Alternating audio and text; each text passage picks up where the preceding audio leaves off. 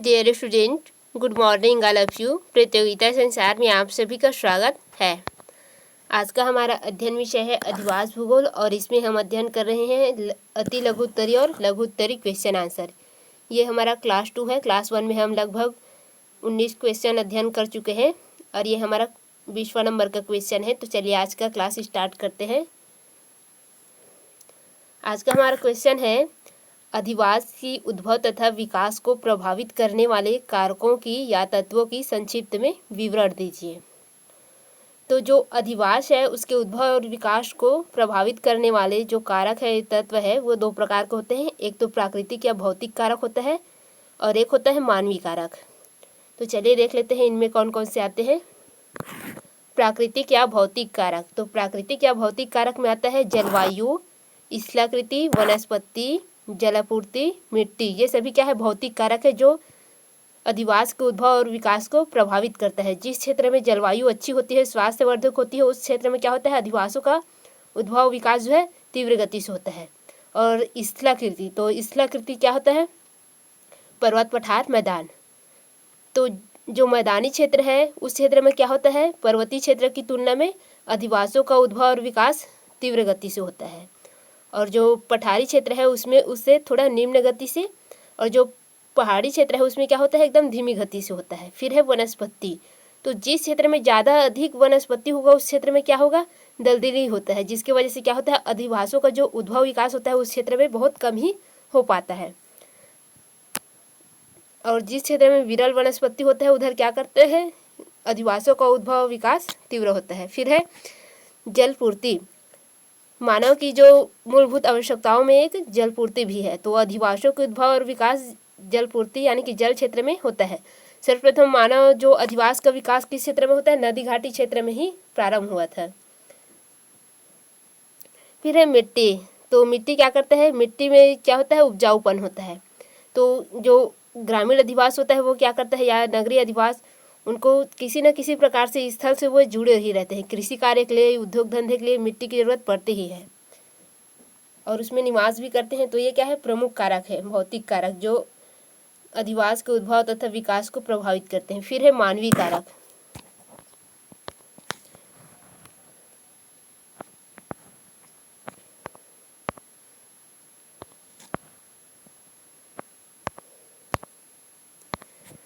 मानवीय कारक में मानव के कार्य वगैरह आ जाते हैं, मानव निर्मित हो जाता है ये।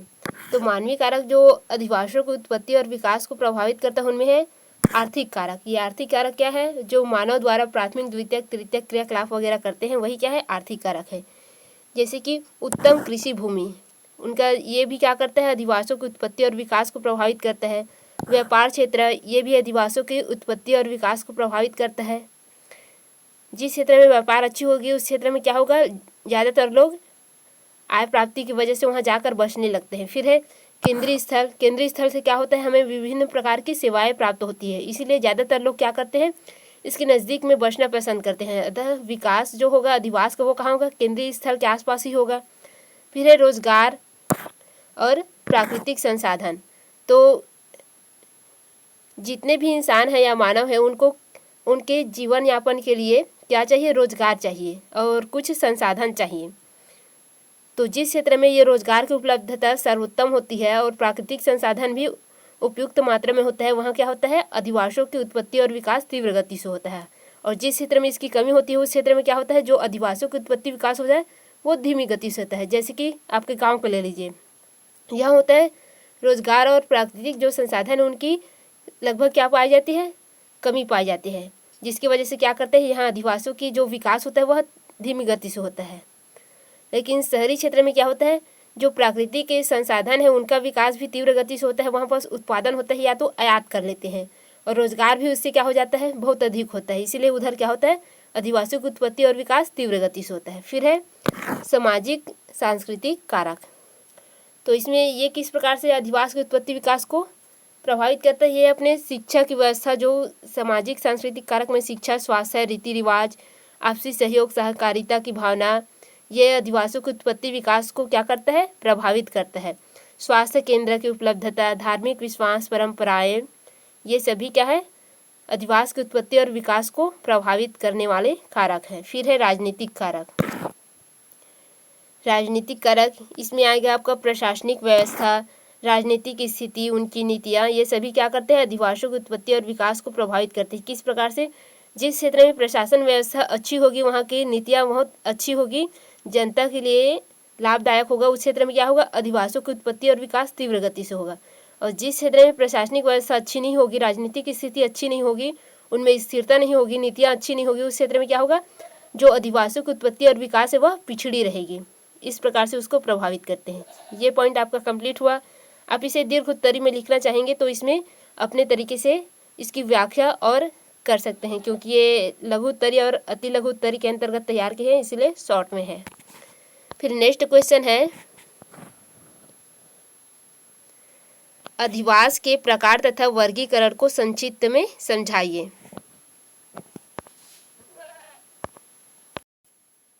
अधिवासों के प्रकार तथा वर्गीकरण में अनेक आधारों को मापदंड के रूप में प्रयोग किया जाता है। यानी कि अधिवास के जो प्रकार है, वर्गीकरण है, अनेक आधारों पर किया जाता है।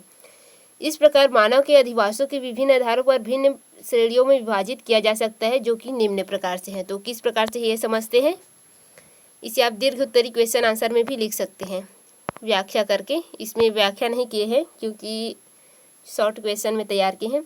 तो फर्स्ट है स्थल एवं स्थिति के आधार पर, यानी कि आपके जो स्थल है और उसकी स्थिति है, जैसे कि पर्वत, पठार है, मैदान है, ये होता है आपके स्थल, उसकी स्थलाकृति। इसके आधार पर आपके जो अधिवास है वो कितने प्रकार के होते हैं, कितने प्रकार के वर्गीकृत किया गया है। तो फर्स्ट है आपका मैदानी अधिवास, ये आपके मैदानी क्षेत्र में निर्मित होने वाले अधिवास है। फिर है पर्वतीय अधिवास, पर्वतीय स्थलीय क्षेत्र में निर्मित होने वाले अधिवास है। पठारी अधिवास, आपके जो पठारी क्षेत्र में उस क्षेत्र में निर्मित होने वाले अधिवास हो गया। जल स्थिति वाले अधिवास, यानी कि आपकी जो झील, नदी, सागर तटी है, महासागरीय तटी है, वहाँ निर्मित होने वाले अधिवास आ जाते हैं इसके अंतर्गत। मार्ग संगम अधिवास, यहाँ पर जो चौराहे में जो रेलवे जंक्शन वगैरह होता है, हवाई अड्डे होते हैं, वहाँ पर जो अधिवास निर्मित होते हैं वे होते हैं। तो ये हो गया स्थल एवं स्थिति के आधार पर, यानी कि यहाँ पर विविध प्रकार के जो स्थलों में निर्माण होते हैं उनके आधार पर बांटा गया है। फिर नेक्स्ट है आकार के आधार पर। तो आकार के आधार पर आप पदानुक्रम जब पढ़े होंगे तब देखे ही होंगे कि सबसे छोटा को ऊपर रखा जाता है, फिर बड़े को उसके बाद ऐसे करके आरोही या अवरोही क्रम में वर्गीकृत किया जाता है। तो आकार के आधार पर जो अधिवास है वो निम्न प्रकार के होते हैं। कौन कौन से? शरणनगर, ये सबसे छोटा होता है। फिर है पूर्वा, तो ये क्या होता है? कुछ घरों का समूह होता है। फिर इन घरों के समूहों से क्या बनता है? गांव। फिर गांव के जो समूह होता है उससे क्या बनता है? कस्बा। फिर कस्बा के बाद क्या बनता है? आपका विभिन्न कस्बों के समूहन से आपका नगर तैयार बनता है, जिसे हम शहर भी कहते हैं। फिर है विभिन्न शहरों की जुड़ाव से क्या होता है? समूह, वो महानगर होता है उनके समूहन से। फिर है महानगर, विविध प्रकार के महानगर, 2-4 महानगर फिर मिलते हैं तो क्या होता है? वृहद नगर का निर्माण होता है। इस प्रकार से आकार के आधार पर जो अधिवास है उनका वर्गीकरण हो गया।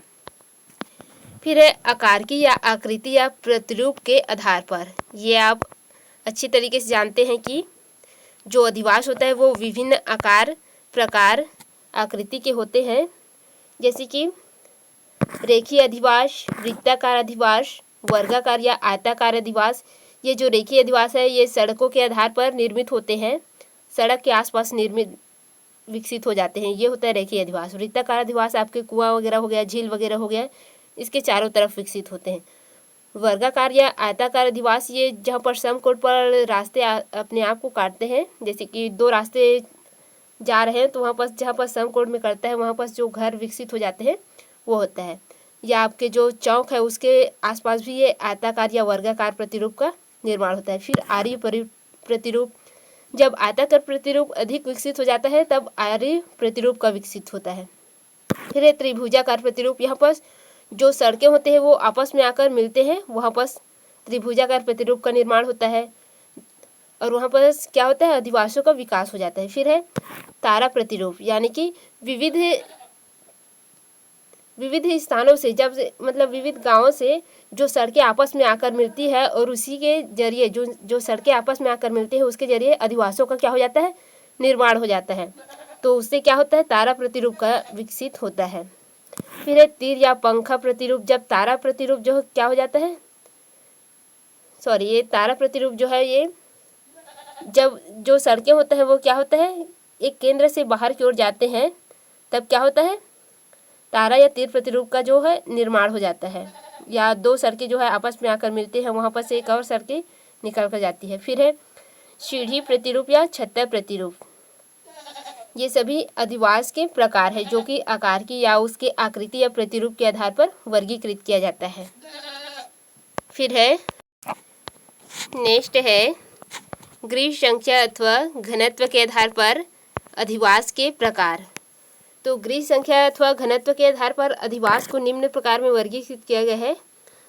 प्रकीर्ण या एकांकी अधिवास। ये अधिवास क्या होते हैं, बहुत दूर दूर में बसे होते हैं और इन्हीं दूर दूर बसे अधिवासों से मिलकर क्या होता है, एक गांव का निर्माण होता है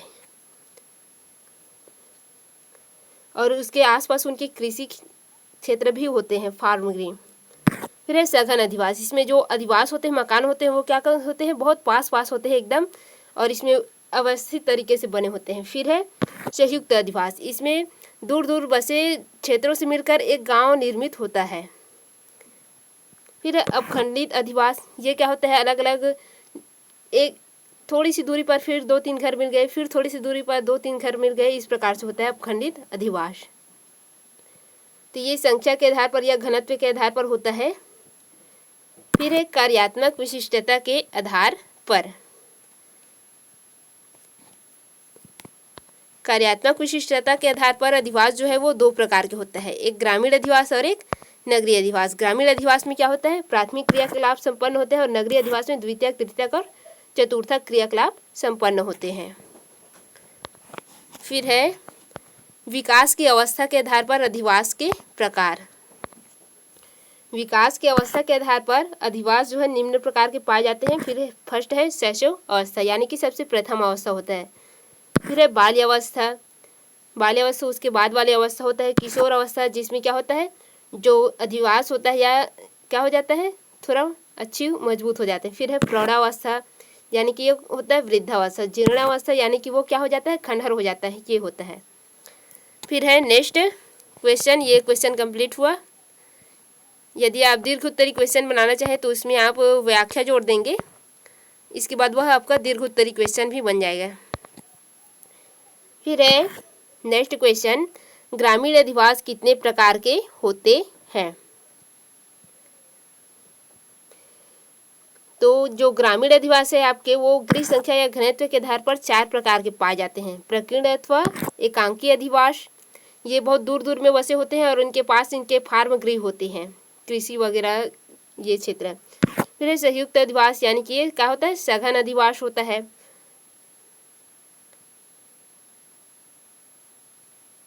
सॉरी, यहाँ पर से एक सघन अधिवास आएगा, दोनों संयुक्त लिखा गया है, एक को आप सघन अधिवास कर देंगे। सघन अधिवास यानी कि ये घने बसे हुए होते हैं। फिर है संयुक्त अधिवास, यानी कि विभिन्न जो पूर्वे होते हैं, यानी कि 3-3, 4-4 बस्तियों का जो झुंड होता है उससे मिलकर संयुक्त अधिवास बनता है, यानी कि एक गांव बनता है उनसे मिलकर, विभिन्न बस्तियों से मिलकर, इसके अंतर्गत पूरे एक गांव आता है। फिर है अपखंडित अधिवास। तो इसमें जो घर होते हैं वो क्या होते हैं, थोड़े दूर दूर में होते हैं, ज़्यादा नहीं, थोड़े दूर दूर में, 2-2, 3-3 की इस प्रकार से होते हैं। फिर ये हो गया आपके जो ग्रामीण अधिवास है उनके प्रकार, ये 4 प्रकार के पाए जाते हैं। तो यदि आप इनका वृहद क्वेश्चन बनाना चाहते हैं तो इसमें आप व्याख्या जोड़ देंगे तो ये बन जाएगा। फिर है नेक्स्ट क्वेश्चन, ग्रामीण अधिवास की प्रमुख विशेषताओं की संक्षिप्त में विवरण दीजिए।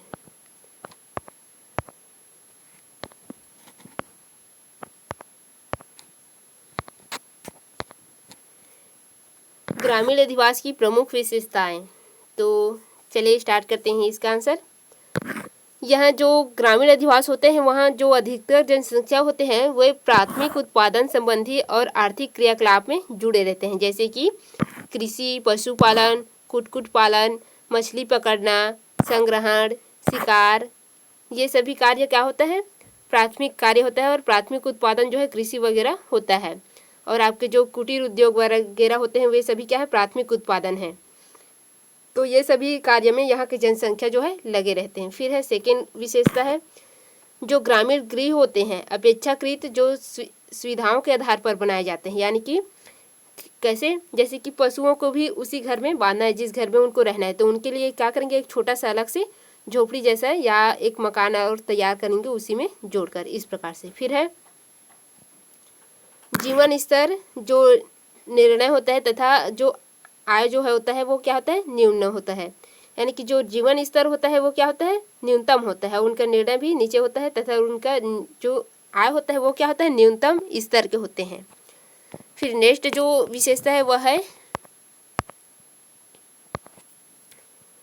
गृहों का प्रकार क्या होता है और उसका स्वरूप अपेक्षाकृत जो नगरी की तुलना में छोटा होता है और अनियमित दृष्टिकोण से बने होते हैं। कुछ का कुछ दूर बने होते हैं, कुछ लोग खेतों में जाकर बना लेते हैं, कुछ लोग जो होता है वो क्या करते हैं सड़क किनारे बना लेते हैं, तो कुछ लोग और कहीं थोड़ा दूर में जाकर बना लेते हैं, इस प्रकार से। फिर है ग्रामीण गृहों में निवास के अलावा जो मानव निवास है उसके अलावा जो पशु है उनके बांधने के लिए, उनको चारा खिलाने के लिए एक अलग स्थान, फिर उनको वस्तुओं की रखने के लिए, वस्तु के संग्रहण जितने भी उनके पास वस्तु होते हैं उनके लिए क्या करते हैं, एक ही गृह बनाए जाते हैं।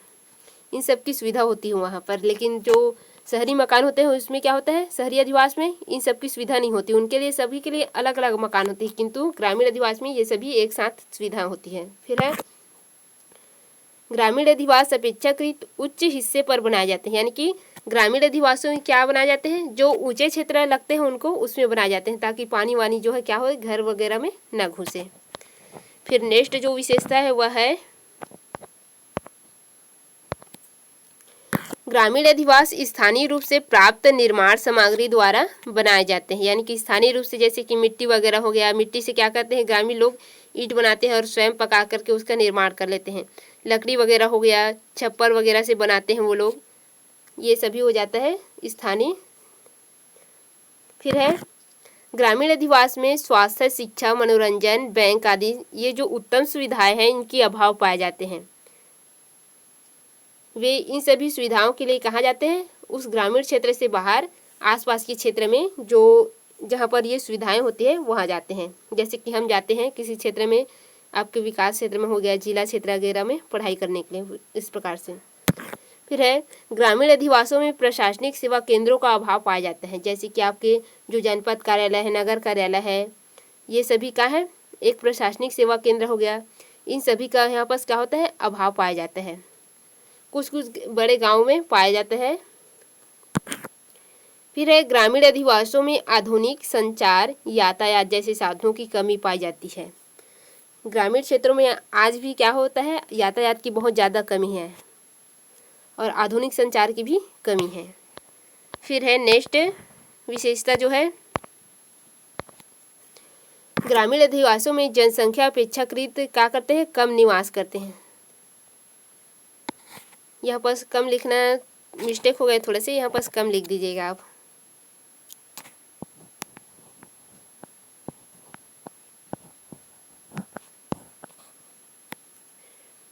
ये हो गया ग्रामीण अधिवास की विशेषताएं। अब नेक्स्ट जो क्वेश्चन है वह है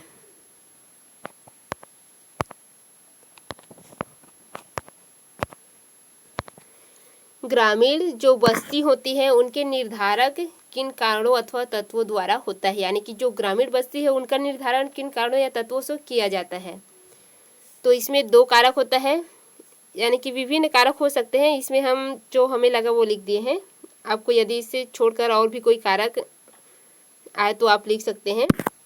एक कारक है भौतिक कारक या तत्व, जैसे कि उपजाऊ भूमि। इसको यदि किसी क्षेत्र में उपजाऊ भूमि अच्छी है तो क्या करते हैं, ग्रामीण बस्तियाँ जो है अधिक बसते हैं वापस। प्राकृतिक संसाधन की सुलभता, जैसे कि उनको क्या चाहिए, विभिन्न प्रकार की लकड़ी वगैरह चाहिए उनको जलाने के लिए, ईंधन वगैरह के लिए, तो ये प्राकृतिक संसाधनों की सुलभता भी होनी चाहिए। पेयजल की आपूर्ति होनी चाहिए, यातायात के साधन, जलवायु, ये सभी क्या है, ग्रामीण बस्तियों के निर्धारण करने वाले तत्व है। फिर है सामाजिक तथा सांस्कृतिक कारक, उनकी सामाजिक मान्यताएं। जिस क्षेत्र में जैसे कि हिंदू धर्म ज़्यादा है तो उस क्षेत्र में क्या करेंगे, जो सतामी धर्म वाले होंगे, अलग अलग जो होता है ईसाई, ये वगैरह होते हैं, ये क्या करते हैं, वहाँ पर निवास करना पसंद नहीं करते, क्योंकि इस क्षेत्र में ये धर्म के मानने वाले हैं, हमको पसंद नहीं करके चले जाते हैं। इस प्रकार से क्या होता है, उनके निर्धारण को ये सामाजिक मान्यताएं, धर्म, प्रथाएं, सहकारिता और सहयोग की भावना ये और शिक्षा वगैरह ये भी प्रभावित करते हैं। तो ये सभी कारक क्या है, जो ग्रामीण बस्ती है उनके निर्धारक कारक है। फिर नेक्स्ट जो क्वेश्चन है वह है ग्रामीण सेवा केंद्र का अर्थ और परिभाषा।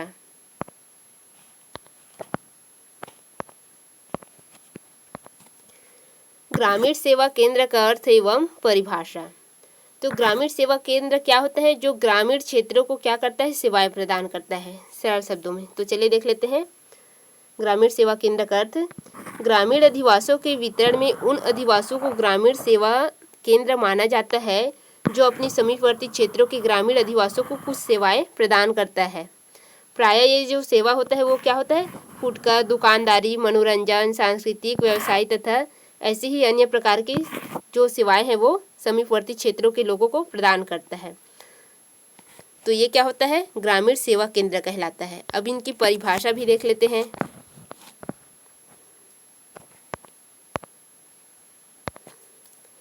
ग्रामीण सेवा केंद्र की परिभाषा डॉक्टर MSP के जायसवाल के अनुसार, उनके अनुसार ग्रामीण सेवा केंद्र वे होते हैं जो केंद्रीय स्थानों के रूप में होते हैं, जो अपने निकटवर्ती क्षेत्र के लिए व्यापारिक सामाजिक केंद्र के रूप में कार्य करते हैं।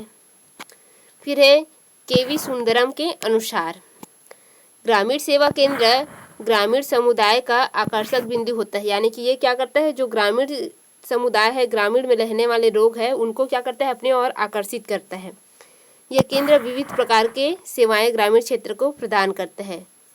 खाद्य सेवाएं हो गए, उनके संचार वगैरह के संबंधी सेवाएं हो गए, शैक्षणिक सेवाएं हो गया, इस प्रकार से। फिर है नेक्स्ट परिभाषा है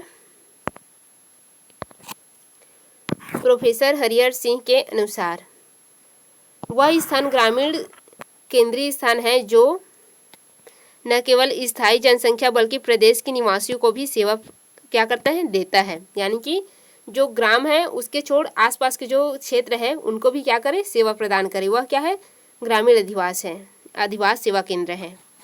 तो ये हो गया सेवा केंद्र का अर्थ और परिभाषा। अब नेक्स्ट क्वेश्चन बनता है ग्रामीण सेवा केंद्र की पहचान तथा उसके कार्य को संक्षिप्त में वर्णित कीजिए।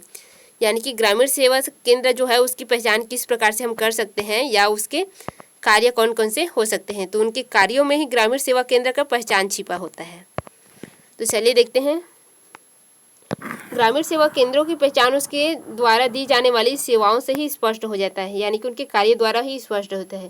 जो उनके द्वारा प्रदान की जाने वाली सेवाएं हैं अथवा उनके कार्य हैं उन पर निर्भर होता है जो ग्रामीण सेवा केंद्र की पहचान है वह। तो चलिए देख लेते हैं उनके कार्य या सेवाएं या उनकी पहचान किस प्रकार से कर सकते हैं। तो सबसे पहले हम देखेंगे प्राथमिक कार्य या सेवाएं, जो मानव की मूलभूत आवश्यकताएं होती है ग्रामीण क्षेत्रों की, वो देखेंगे। तो ये हम अपने ग्रामीण क्षेत्र को लेकर तैयार किए हैं। तो फर्स्ट है खाद्यान्न सेवाएं, जैसे कि दाल, चावल, सब्जी। ये क्या करता है, जो ग्रामीण सेवा केंद्र होता है ये क्या होता है, ग्रामीण क्षेत्रों में मूलभूत आवश्यकताएं होती है, दाल, चावल, सब्जी। तो ये क्या करता है, ये सेवाएं प्रदान करता है। फिर सेकेंड है चावल वितरण केंद्र। ग्रामीण क्षेत्रों में क्या होता है, एक निश्चित चावल वितरण केंद्र होता है जो प्रत्येक गांव के लिए तैयार किया रहता है। फिर है शिक्षा संबंधी सेवाएं व कार्य। तो प्राथमिक स्तर पर जो ग्रामीण होते हैं उनके लिए क्या, शिक्षक संबंधी सेवाएं व कार्य, यानी कि उनके लिए विद्यालय व प्रशिक्षण केंद्र, जैसे कि आपका आंगनबाड़ी हो गया और प्राथमिक शाला ये। फिर है डाक सेवाएं। तो क्या होता है, जो ग्रामीण क्षेत्र होता है उनमें ज़्यादातर डाक सेवाएं नहीं प्राप्त होते, उनके स्थान पर जो डाक शाखा है वो मिलता है। कुछ स्थानों पर डाकघर के जो सेवाएं हैं उनमें उप डाकघर सेवाएं प्राप्त होती है। तो या इसमें क्या होगा, हमारे ग्रामीण क्षेत्र में जो है वो डाकघर शाखा या उप डाकघर सेवा प्राप्त होता है। फिर है फुटकर दैनिक बाजार। कुछ गाँव में क्या होता है, फुटकर दैनिक बाजार लगते हैं, सप्ताह में एक बार इस प्रकार से लगते हैं, हटरी बाजार जिसको बोलते हैं, इस प्रकार से। और प्रतिदिन आपके अलग से वो कुछ दुकान वगैरह लगे रहते हैं, फुटकर दुकान वगैरह, ये होता है फुटकर दैनिक बाजार। फिर है बीज वितरण केंद्र या सोसाइटी। तो आपके जो ग्रामीण क्षेत्र होता है वहाँ पर प्राथमिक जो सेवाएं होती है उसमें क्या होता है, बीज वितरण केंद्र व सोसाइटी। तो आपकी जो सोसाइटी होता है उसमें क्या करते हैं, जो ग्रामीण किसान होते हैं उनके लिए धान गेहूँ जो बीज होते हैं उनके वितरण के लिए जो सरकार द्वारा या कुछ प्राइवेट संस्थाओं द्वारा क्या करते हैं, बीज वितरण केंद्र तैयार किए जाते हैं, जो उस गाँव को क्या करते हैं, सुविधा प्रदान करते हैं इसकी। फिर है उर्वरक वितरण केंद्र। तो लगभग सभी गांवों में क्या करते हैं, खेती कार्य करते हैं, तो उनके लिए जो अच्छी उर्वरक है, जो किसानों के कृषि कार्य के लिए यूरिया खाद हो गया, राखड़ हो गया, पोटास, जिंक, कीटनाशक आदि, ये सभी सेवाएं जो प्रदान करते हैं ग्रामीण क्षेत्रों को, ये क्या होता है, उर्वरक वितरण केंद्र कहलाता है, जो ग्रामीण को सेवा प्रदान करते हैं। फिर है मिट्टी परीक्षण सेवाएं या कार्य। गांव में जो मिट्टी होता है वो क्या होता है, मिट्टियों में बीमारी बहुत आते हैं, वो क्या करते हैं, ज़्यादा पढ़े लिखे होते तो पहचान नहीं पाते, इसलिए क्या करते हैं, बीमारी आया है कि नहीं करके फसल को लेके जाते हैं। तो ये आपकी जो मिट्टी परीक्षण सेवाएं हैं इसके अंतर्गत यही कार्य वगैरह करते हैं कि उसमें बीमारी वगैरह किस प्रकार से आ रहा है, क्या समस्या है, तो इसकी भी सेवाएं ग्रामीणों को दी जाती है। लेकिन ज़्यादातर जो ग्रामीण होते हैं वे इससे क्या है, अभी अनभिज्ञ है, यानी कि उनके इसके बारे में ज़्यादातर पता नहीं है। फिर नेक्स्ट है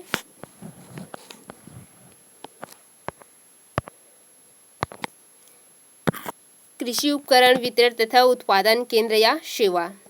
जो प्राथमिक सेवाएं हैं उनमें जो ग्रामीण क्षेत्र होते हैं उनको कृषि के लिए क्या क्या चीज़ की ज़रूरत पड़ती है, उनके लिए हंसिया, खुरपी, फावड़ा, हल, इन सभी की ज़रूरत पड़ती है, जो उनके कृषि उपकरण होते हैं, प्राथमिक कृषि उपकरण। तो ये सभी उनको कहाँ से प्राप्त होता है, एक सेवा केंद्र या उत्पादन केंद्र होता है उनके लिए, जैसे कि जो लोहार वगैरह होते हैं वो क्या करते हैं, ये उनको प्रदान करते हैं, वहाँ से मिलता है इनको। फिर है ये बढ़ाई। तो बढ़ाई क्या करता है, उनके लिए फर्नीचर वगैरह तैयार करता है, टेबल कुर्सी वगैरह, जो खाट वगैरह यूज़ करते हैं गांव के लोग, ये सभी क्या करते हैं, ये बढ़ाई लोग निर्माण करते हैं। फिर है कुम्हार। तो कुम्हार क्या करता है, जो गांव के लोग हैं उनको क्या करता है, उनके लिए बर्तन का निर्माण करता है, विभिन्न प्रकार के जो बर्तन होते हैं, गिलास वगैरह, उनके लिए मिट्टी का बर्तन, घड़ा वगैरह, सुराही, इन सभी। फिर है फुटकर किराना भंडार। तो ये फुटकर किराना भंडार क्या करता है, जो ग्रामीण क्षेत्र है या आसपास के क्षेत्र है उनको विभिन्न प्रकार के जो खाद्य पदार्थ है या अन्य प्रकार की जो मनोरंजन सेवाएं हैं वो प्रदान करते हैं।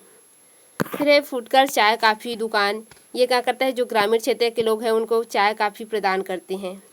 फिर है अब द्वितीयक सेवाएं, यानी कि इन सभी से उठकर थोड़ी ऊंचे स्तर की सेवाएं। तो ये देखते हैं अब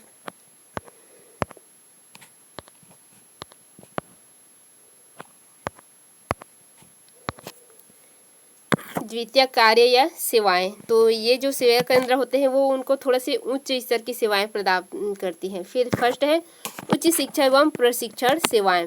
जो संस्था उन्हें उच्च शिक्षा एवं प्रशिक्षण सेवाएं प्रदान करती है वो क्या कहता है, ग्रामीण सेवा केंद्र कहलाएगा, जो ग्रामीण क्षेत्रों को क्या करेगा, इस प्रकार की सेवा प्रदान करेगा। फिर है स्वास्थ्य केंद्र। ज़्यादातर ग्रामीण क्षेत्र में क्या होता है, स्वास्थ्य केंद्र का अभाव पाया जाता है, किंतु कुछ क्षेत्र में क्या होता है, जो स्वास्थ्य केंद्र होते हैं वो क्या होता है, आसपास के क्षेत्र से इसकी सुविधा मिल जाती है। फिर है मातृत्व एवं शिशु देखभाल केंद्र। तो प्रत्येक ग्रामीण क्षेत्र में क्या होता है, मातृ एवं शिशु देखभाल केंद्र पाए जाते हैं, उनके लिए प्रत्येक माह क्या दिया जाता है, जो पोषण आधार है वो दिया जाता है। जो महिला प्रसूति केंद्र बनाए गए हैं सभी जितने भी गांव हैं वहाँ पर, और महिला देखभाल के लिए कुछ समूह भी तैयार किए जाते हैं महिला सुरक्षा वगैरह के लिए। ये सभी क्या है, मातृत्व एवं शिशु देखभाल केंद्र के अंतर्गत ही रखा जाता है। फिर है दूरसंचार संबंधी सेवाएं। तो ये दूरसंचार संबंधी सेवाएं आपकी भी इसकी सुविधा भी दी जाती है आपके ग्रामीण क्षेत्रों में, वे सभी केंद्र होते हैं। फिर है यातायात सेवाएं। कुछ प्राइवेट सेवाएं होती है जैसे कि आपके मैजिक वगैरह हो गया, ये क्या है, यातायात सेवाएं प्रदान करती है ग्रामीण क्षेत्रों को, ये क्या हो जाता है, सेवा केंद्र। फिर है वाणिज्य सेवाएं, बैंक, यानी कि आपके जो गाँव होते हैं उनमें क्या होता है, कुछ निजी बैंक होते हैं, छोटे छोटे शाखा होते हैं, वो क्या करते हैं, इनको वाणिज्यिक सेवाएं व बैंक वगैरह आदि की सेवाएं प्रदान करते हैं। फिर है भूमि बंधक बैंक एवं ऋण सेवाएं। ये क्या करते हैं, जो किसान होते हैं गांव के उनको उनकी आवश्यकता अनुसार ऋण वगैरह प्रदान करती है उनके जो भूमि होते हैं उनके स्थान पर। फिर है थोक नियमित बाजार। उनके जो क्षेत्र होते हैं उनमें क्या होता है, सप्ताह वगैरह में कुछ बाजार लगते हैं जहाँ से उनके क्या होता है, जो कुछ ज़रूरतें हैं उनकी पूर्ति होती है, ये होता है थोक नियमित बाजार। फिर है कपड़ा बर्तन दुकान ये सभी क्या करते हैं, उनकी ज़रूरतों की पूर्ति के लिए बनाई जाती है।